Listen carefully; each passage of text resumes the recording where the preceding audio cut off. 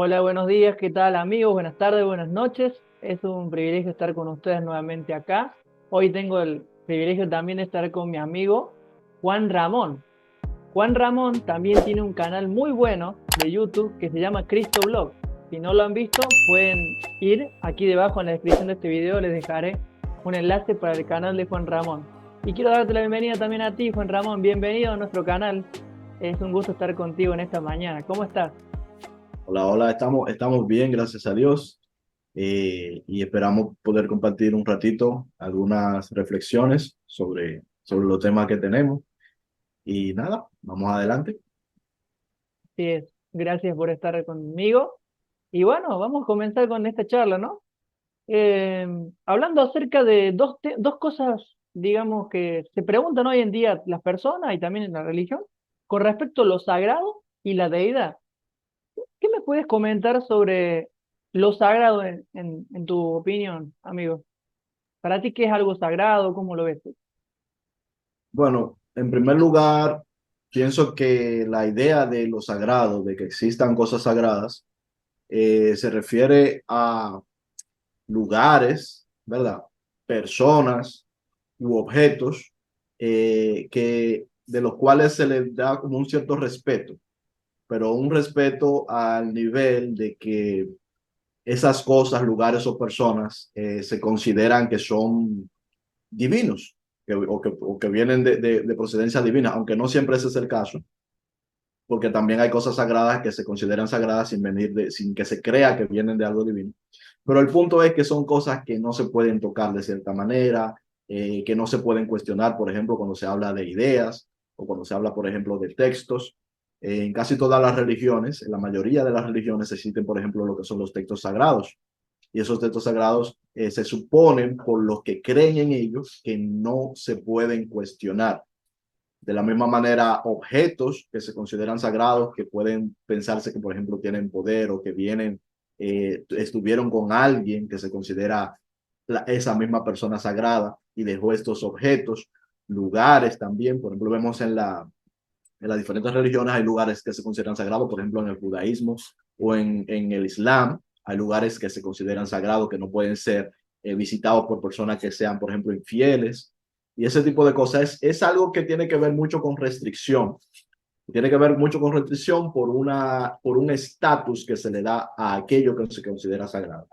Y lo que es sagrado lo es para el que lo es. Es decir, por ejemplo, para nosotros, para mí, desde mi punto de vista, por ejemplo, la Meca para mí no es un lugar sagrado desde mi punto de vista.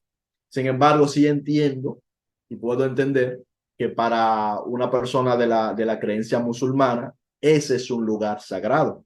Para él lo es, para él es sagrado. Entonces, a pesar de que para mí no lo es, por ejemplo, para mí tal vez no sea sagrado en sí mismo, sí yo lo puedo tener un cierto respeto, no al lugar, sino a la persona que lo considera sagrado, digamos, por respeto a esa persona, por consideración a esa persona, tal vez hay alguna actividad que yo no me atreva a hacer en ese lugar, porque hay personas que para ellos es sagrado. Entonces, eso es lo que es la forma como lo veo. Bueno, yo creo que también es más o menos lo mismo. Creo que lo sagrado o la sacralidad de algo tiene que ver cómo lo ve la persona, o también puede ser tradicionalmente, por una tradición que se dijo, bueno, esto es sagrado, por ejemplo, esta botella es sagrada, punto. Desde acá no se tiene que tocar, nadie puede tocarla. Solamente los iluminados la pueden tomar. Es el agua de vida y en esta botella solamente la pueden tomar ciertas personas. Siempre se ve acerca de un elite o un tipo de culto que se le hace también a cosas, ¿no? Pero ¿sabes lo que es más interesante? Que es que nunca nos fijamos realmente cómo es el significado de lo que es lo sagrado. Y quería compartirte algo aquí, si me permites, de con respecto al significado de lo que es sagrado, según un diccionario, a ver si... Ahí está. O sea, definiendo la palabra sagrado, es algo muy interesante. Es, el término sagrado es un adjetivo calificativo que designa todo aquello que es consagrado a un culto, divinidad o que está relacionado con algo como lo que estamos hablando, de una religión y sus misterios. También es algo de misterioso. La palabra sagrado es de origen, latín sacratus, que es un participio del verbo sacare. Y también sagrado puede referirse a aquello que recibió la consagración aún o que cumplió la ceremonia de una consagración. Y acá te da unos ejemplos. Por ejemplo, este lugar es sagrado porque cierto sacerdote lo dijo así. O por ejemplo, este libro es sagrado, no se puede tocar, los niños no se pueden acercar porque así lo dijo cierto eh, monje y demás. Entonces, y también tiene que ver con la connotación de quién lo haga sagrado. Y ahora te hago la pregunta, Juan Ramón, ¿de dónde o por qué razón, según tú, se le dio la palabra sagrado a la Biblia? O Sagrada Biblia o Santa Biblia. Bueno, en el caso de la Biblia, como de cualquier libro o lugar incluso, como decía antes, lo que se considera sagrado siempre es algo que viene del ser humano. O sea, la sacralidad de algo siempre es una decisión humana. Es una forma como el ser humano decide ver ese algo o ese alguien o esas ideas, incluso porque hay ideas que se consideran sagradas también. Entonces, en el caso de la Biblia, obviamente, la Biblia es un documento elaborado, digamos, compilado como tal por la Iglesia Católica Romana. Entonces, es el catolicismo el que define como sagrada la Biblia. Así de simple, es una institución, digámoslo así. No es una sola persona, sino que es una institución y sus personas, las personas de esa institución, a lo largo de la historia y en su debido momento, lo que llegaron a considerar que ese trabajo de compilación que ellos hicieron, que llamamos Biblia, es en su conjunto un texto sagrado. Eso es lo que pienso. Mira, con respecto a eso, yo estuve estudiándolo, investigando también y más o menos no me cuadraba, ¿no? De que la Biblia sea santa por el simple hecho de que Dios dijo que es santa. Primero principal, no vas a encontrar en ninguna parte de la Biblia, y pueden buscarlo, queridos amigos y hermanos que nos ven, que diga que la Biblia es santa. Y primeramente es eso. Y lo segundo, tampoco vas a encontrar, si vas a buscarlo en el idioma que fue hecho en el Nuevo Testamento, 2 Timoteo 3:16, no está la palabra toda la escritura. O sea, lo que quiere decir es lo siguiente: todo escrito inspirado divinamente, no está diciendo todas las escrituras, o sea, toda la Biblia. ¿Cambia o no cambia, Juan Ramón? ¿Cómo lo ves tú? O sea, cuando Sí, cambia, pero toda la escritura, además dice que es útil, no que sea sagrado. claro, es útil para enseñar, reprender o exhortar, en realidad tiene que decir exhortar, y restaurar en justicia. En ninguna parte habla de reprender el pecado, de reprender al hermano que está cometiendo eso y decirle, no, que te vas a ir al infierno si no te arrepientes y no está. Y me dicen, no, no, pero en la Reina Valera, si la Reina Valera 60, y te lo comento también, Juan Ramón, creo que lo sabrás ya, es la peor de las traducciones. Tiene más del 80% de horrores de traducción. Y esa traducción también se la considera sagrada o tradicionalmente la más fiable de los escritos del griego y el hebreo. Sin embargo, la Reina Valera o el primer proto Reina Valera, que fue en el año 1600 en adelante, no existía ese versículo que dice toda la escritura es inspirada, sino es todo escrito de forma divina o divinamente es útil, como te dije recién, para enseñar, para exhortar y para corregir, no, restaurar injusticia, para que todo hombre de Dios sea cabal en toda buena obra que realice. Ahora te pregunto, ¿en qué me va a ayudar a hacer las tres cosas? El saber de que yo me alegraré cuando mis enemigos, los hijos de mis enemigos sean estampados contra las rocas. ¿O qué me va a ayudar a instruir en justicia? El saber que hay que mandar a matar gente inocente. ¿O qué me va a ayudar el hecho de una ley de que me obliga a que yo tenga enemigos y los mate? ¿Me explico? O lo peor de todo es, el Señor se alegrará cuando te vaya mal, o se reirá de sus enemigos. Si tú lo pones a Jesús en el contexto, Jesús dijo que hay que amar a los enemigos, bendecir a los que os maldicen, orar por los que os ultrajan y os persiguen. ¿Para qué objetivo? Para que sean también hijos de su Padre que está en los cielos, que hace salir el sol sobre malos y buenos, y sobre justos e injustos. Ahora te hace un poco más sentido, ¿no, Juan Ramón? Bueno, realmente, eh, para empezar, en el caso del texto que está citando, para Pero mí no es relevante.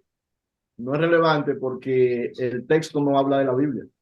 claro, también. Es Tienes razón. imposible que hable de la Biblia porque la Biblia no existía. La Biblia es un documento que existe muchos siglos después, Exacto. porque la Biblia es una colección de libros. Incluso cuando eso se escribió, hay libros de la Biblia que todavía no se habían escrito, libros que luego fueron compilados en la Biblia. Por lo Y ta- tanto, la Biblia no hace referencia ninguna a la Biblia. No hay ningún libro de la Biblia fue escrito en el tiempo en que la exacto, Biblia existía. Eso es lo exacto, primero. exacto. Lo segundo, sí, perdón. Bueno, Totalmente de acuerdo. voy a decir tres cosas breves. Esa es la primera. La segunda es sobre la traducción. Para mí no hay buenas traducciones. Desde mi punto de vista no hay buenas traducciones. Yo, por ejemplo, la traducción que más utilizo es precisamente la Reina Valera. Pero no es porque sea buena o porque sea mala, sino porque es la más conocida dentro del ambiente en el que yo me desenvuelvo. No es que yo, por ejemplo, crea que esta sea mejor o que ella sea peor. Yo no creo que haya ninguna buena, porque son traducciones. Por lo tanto, entiendo que es imposible que me puedan dar ninguna un contexto completo de lo que realmente quiso transmitir la persona que escribió cada libro o la persona que editó cada libro. Esa sería la segunda cuestión. Y la tercera la voy a dejar para más tarde. No, sí, lo que me refiero es que hay algunos hermanos, amigos, que usan este versículo para hacer santa la Biblia y inspirada y agarran a bibliazos a los que no están de acuerdo con su opinión.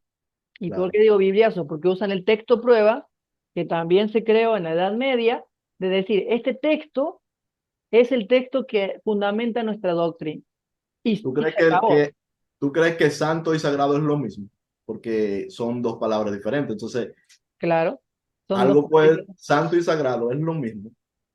No es lo mismo, hay diferencias. Porque en realidad santo es algo que es apartado. O sea, tú, por ejemplo, tú santificas este mouse. ¿Cómo lo santificas? Lo guardas en cierto lugar y de ahí lo vas a buscar cuando quieres buscar. Nada más. No tiene nada que ver. No me toques el mouse. No, eso porque esto es mío. Eso eso es otra cosa, ¿no?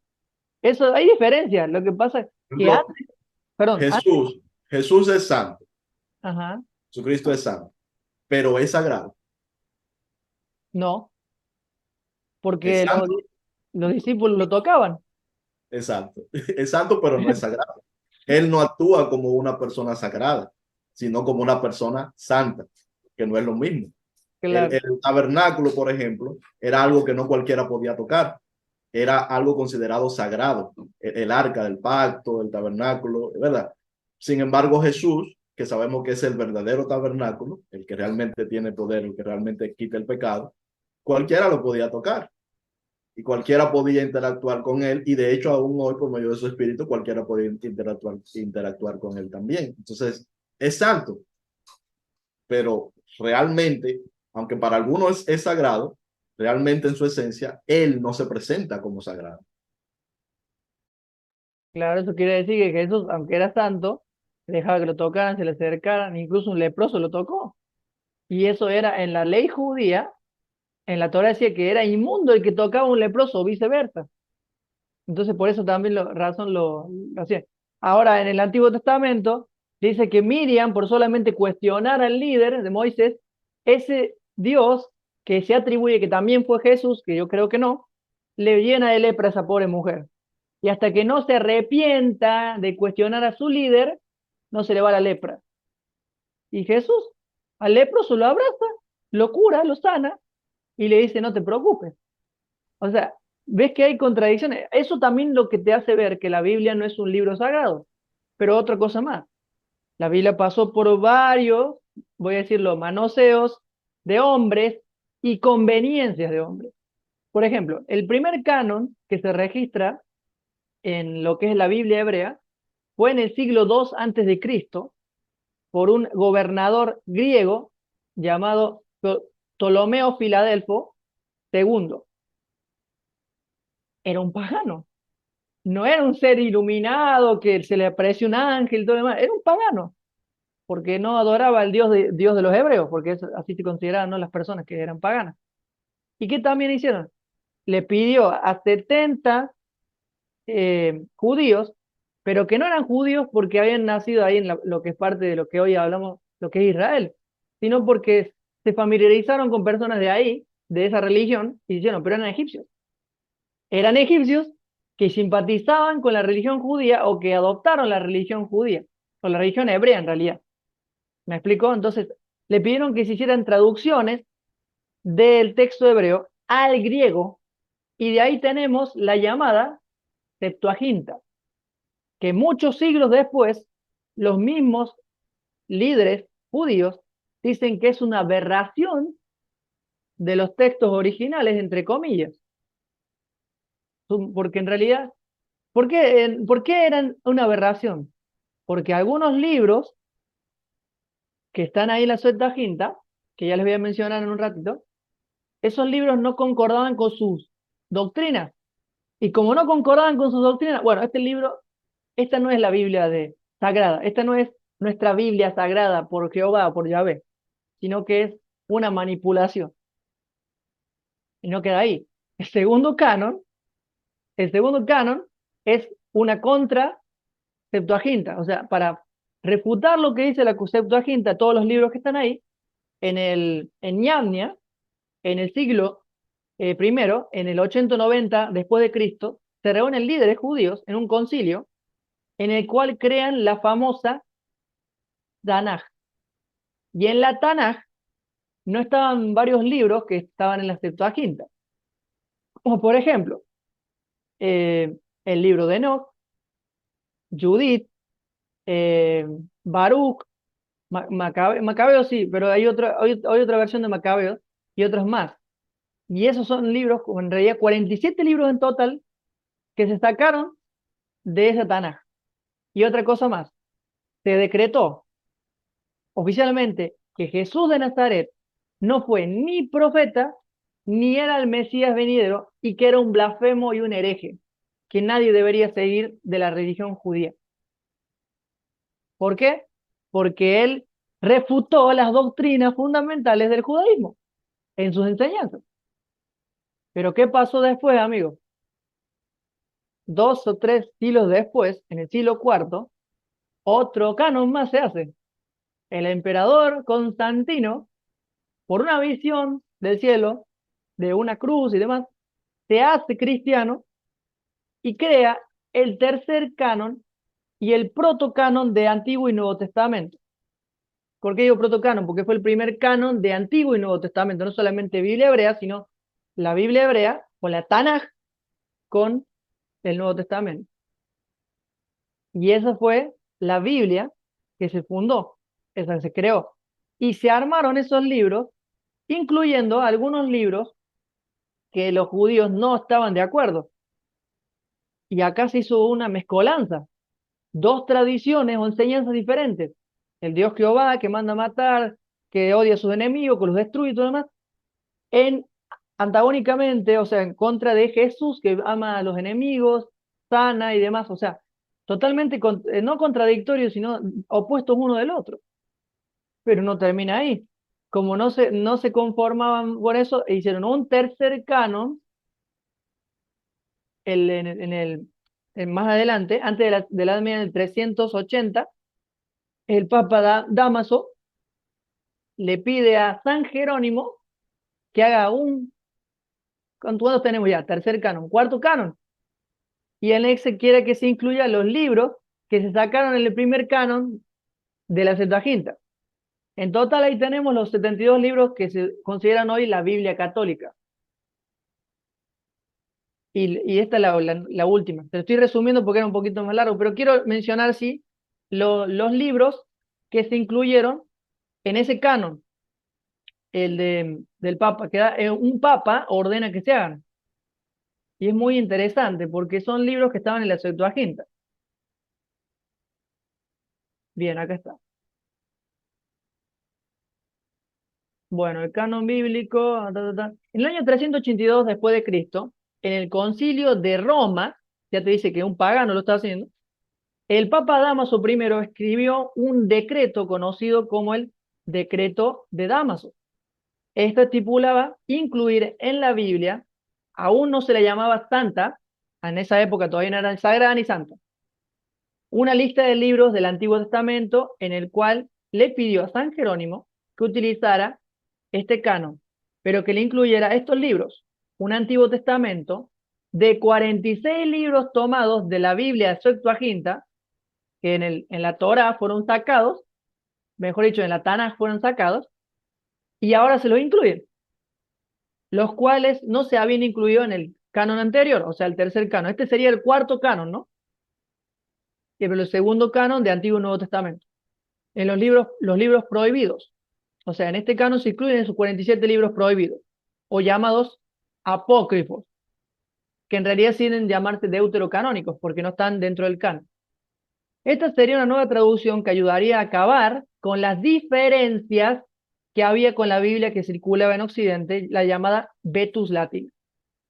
Esta versión se tradujo del griego al latín, y lo que llama la atención, que esta versión no se tradujo del hebreo, sino de una traducción griega traducida anteriormente del hebreo, no directamente del hebreo, sino del griego, y con libros que eran apócrifos, que en realidad apócrifo, acá vamos a desmentir un mito, apócrifo no significa no inspirado, significa oculto, un libro, son libros ocultos, y el hecho de que no sean ocultos quiere decir que sean malos. Esta traducción no se hizo del hebreo arameo, traducido al latín, sino la traducción del griego, adulterada, según ellos, al idioma latín. Jerónimo, al terminar de agrupar estos libros en esta nueva versión de la Biblia, expresó lo siguiente: esta vulgata es más sencilla de entender que las versiones anteriores. Y por último, se produjo un último canon, y acá viene la bomba. En el siglo XIII después de Cristo, esta vez fue ordenado por el rey católico Alfonso el Sabio.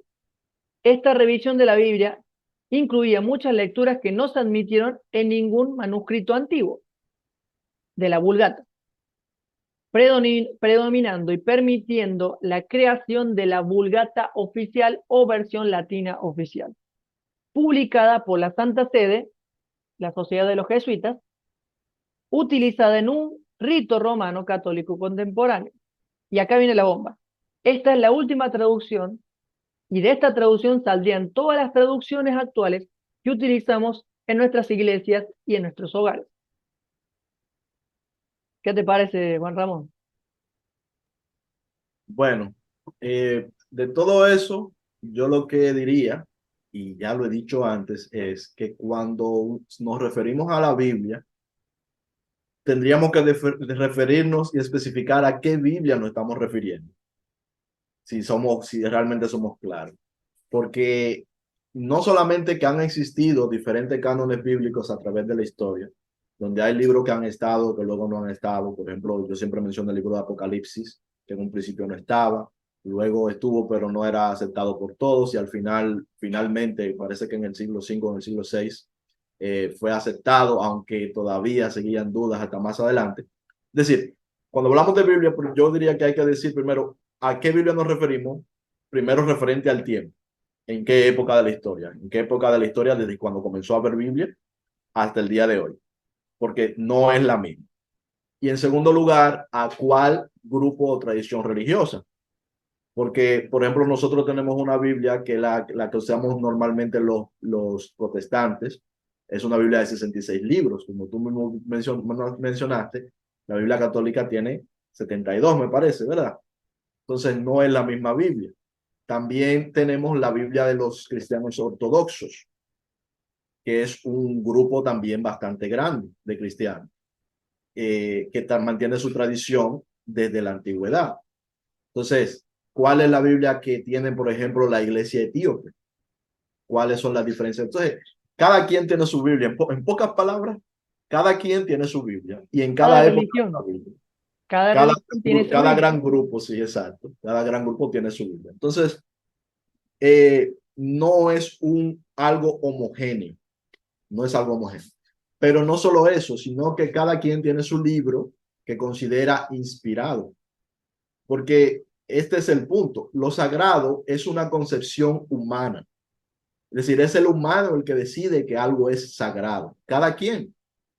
Para nuestra cultura hay algunas cosas que son sagradas y para otros no las son. Por ejemplo, para nosotros los protestantes, las imágenes de los santos no las consideramos sagradas, pero hay otros grupos, sobre todo en el catolicismo, que sí consideran esas imágenes sagradas. Entonces, sagrado es solo eso, es algo que una persona venera o considera que tiene ese estatus o un grupo de personas. Eso es lo que es. Eso es lo que pienso sobre ese aspecto. Eh, Entiendo que en la Biblia, o sea, en los textos bíblicos, hay muchos textos que son inspirados. O sea, hay muchos textos allí que son inspirados, pero que sean inspirados también tendría que dividirlo en diferentes cosas, porque yo creo que hay textos que son inspirados por Dios, por el Dios verdadero. Creo que hay textos que son inspirados, pero no en Dios, que son inspirados en otros propósitos, ¿verdad? Creo que hay textos que no son inspirados también, y creo que hay textos que son inspirados en otras deidades que no son el Dios verdadero, o sea, en otras figuras espirituales que no son el Dios que nosotros conocemos. Y esto cuando lo digo me refiero a que todas esas categorías pienso que están en la Biblia, que nosotros los protestantes, esa Biblia de 66 libros, que nosotros los protestantes utilizamos como fuente de estudio. Ahora te pregunto a ti, para ti, ¿la Biblia es un libro sagrado? Para mí no lo es, pero al mismo tiempo entiendo que para otros sí lo es. Entonces, es sagrado para aquel que lo considera sagrado, para él lo es. Para mí personalmente no lo es. Ahora, como para otros lo es, para ellos lo es, entonces yo digo, bueno, debo de considerar esto hasta cierto punto dentro de lo que nuestra cultura nos permite como algo, como lo que es sagrado para ellos. Lo mismo con el Corán. O sea, yo no voy a salir, por ejemplo, a quemar un Corán, como hacen algunos. ¿Por qué yo no lo voy a hacer? Porque yo crea que el Corán es sagrado. No, para mí no lo es. Pero entiendo que debo de respetar y considerar, ¿verdad? Y tratar con amor también a aquellos que creen que ese libro es sagrado. Por lo tanto, yo no gano nada con mancillar ese libro en el sentido, por ejemplo, de hacer una actividad o de burlarme de ellos, ¿verdad? Yo no gano nada, sino que lo que hago es que pierdo, porque eso no procede de amor. Entonces nosotros lo que somos es cristianos. Y lo que enseñó Jesucristo fue a que aprendamos a amarnos los unos a los otros, a amar al prójimo.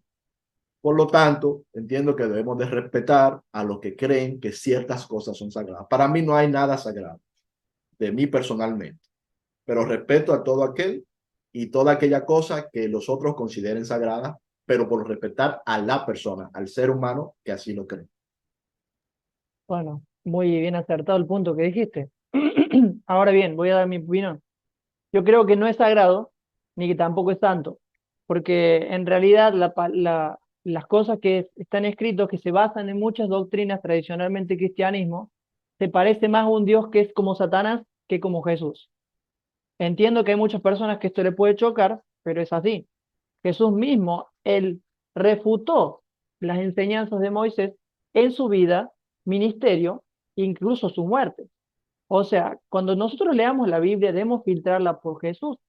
De esa manera podemos sacar principios de vida. Ahora, eso quiere decir de que yo puedo agarrar la Biblia y empezar a quemarla y decir, no, esto no, eso ya sería un poco exagerado. Si alguna persona alguna vez lo llega a hacer, que yo creo que no creo que esté mal de la cabeza, sino que sería algo muy, un ejemplo más práctico que entre en la cabeza de alguna persona que está atacando constantemente con ese libro a otra persona. Solamente por eso.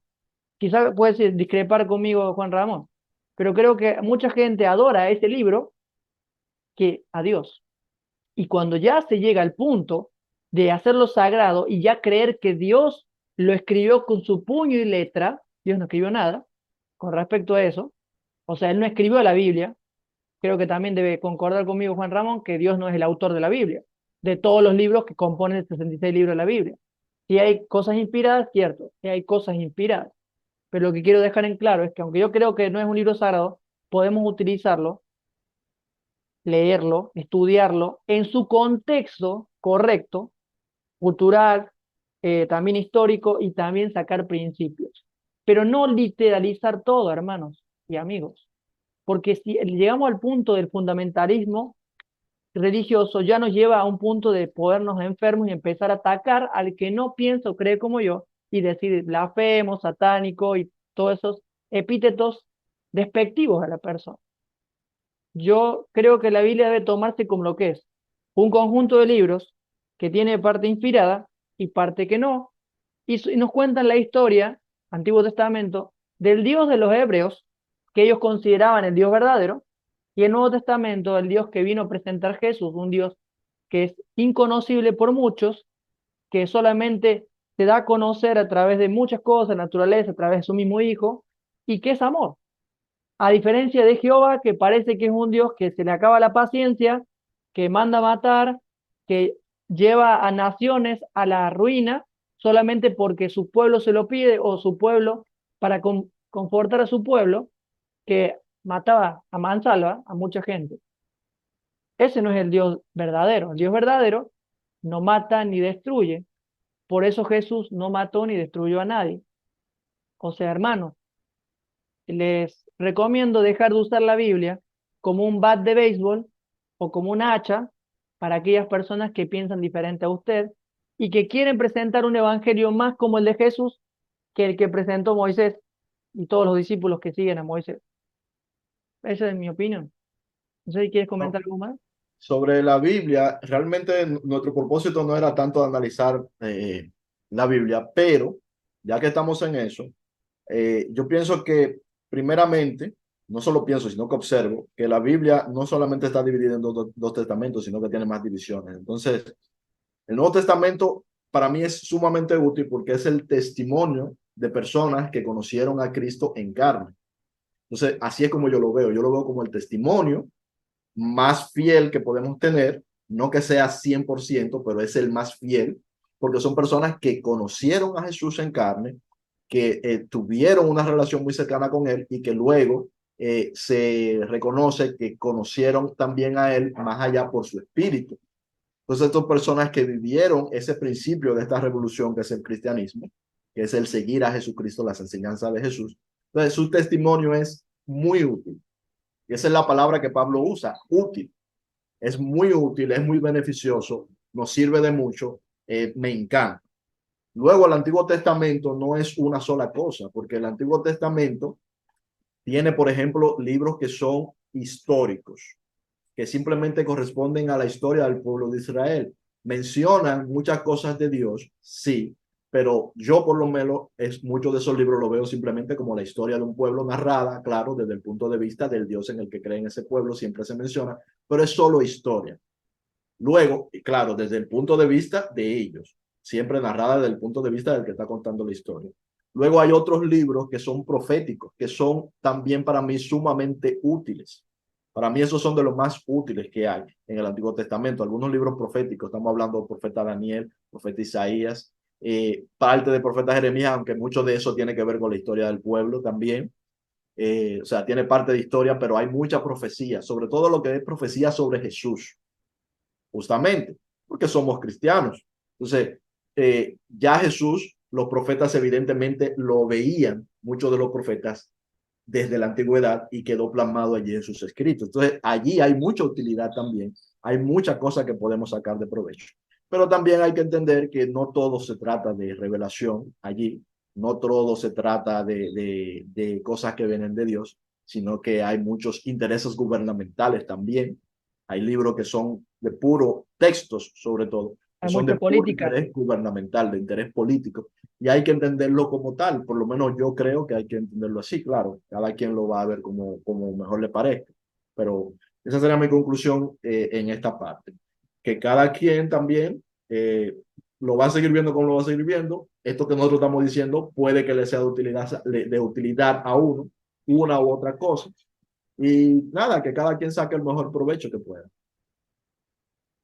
Sobre Es- todo quiero invitar, gracias Juan Ramón, me encantó lo último, sobre todo quiero invitar a nuestros amigos y hermanos y hermanas que nos ven y van a ver esta primera parte y luego la segunda, que lo investiguen también, no se queden con lo que nosotros decimos, investiguenlo por su propia cuenta, oren al Señor, el Señor los va a guiar a toda la verdad y sobre todo, cuando leamos la Biblia, la filtremos por Jesús, que es la máxima revelación de Dios y la palabra de Dios que vino a este mundo a enseñarnos acerca de nuestro Padre, porque nosotros consideramos que la Biblia no es la palabra de Dios, sino es Jesús la palabra de Dios. ¿Tiene cosas inspiradas la Biblia que nos son útiles? Sí, tiene, y muchísimas. Pero también hay cosas oscuras, que solo Cristo nos puede mostrar la luz. Y bueno, ahora ya seguiremos con la parte siguiente, que vamos a hablar acerca de la deidad. ¿Ok?